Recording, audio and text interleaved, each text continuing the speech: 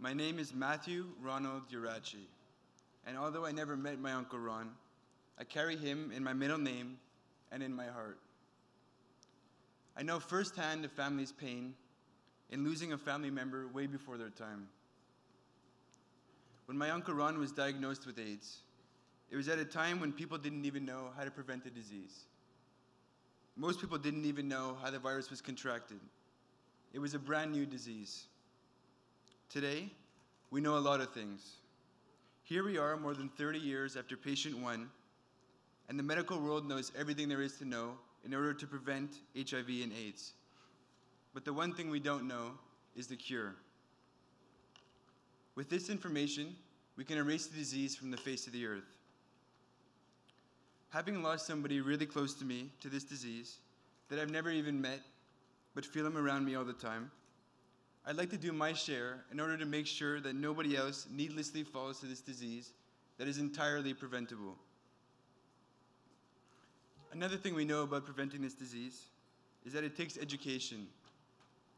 People need to know what they need to do in order to stay healthy, and in return, we will one day see a world without AIDS. I was curious about how much people actually know about AIDS.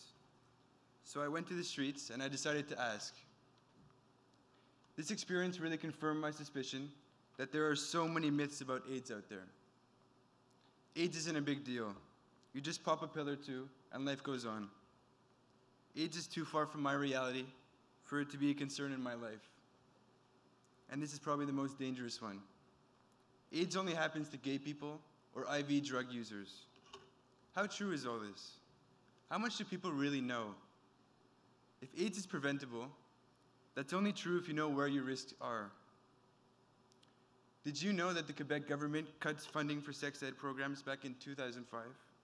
They have delegated this role to gym teachers, math teachers, and history teachers. They expect them to teach sex ed to their students. Most of you here tonight are parents and grandparents, and I assume that many of you are not comfortable teaching all there is to know about sex to your children. I was lucky enough to be in a high school whose sex ed program was in part funded by the Farha Foundation. We were taught by a health educator over several classes per year. I'd like to do my part in order to make sure that a sex ed program like this can be present in every English and French, private and public school. The only way to avoid tragedy is with education. As Quebec's largest AIDS fundraisers, the Farha Foundation has granted more than $1.4 million to education programs.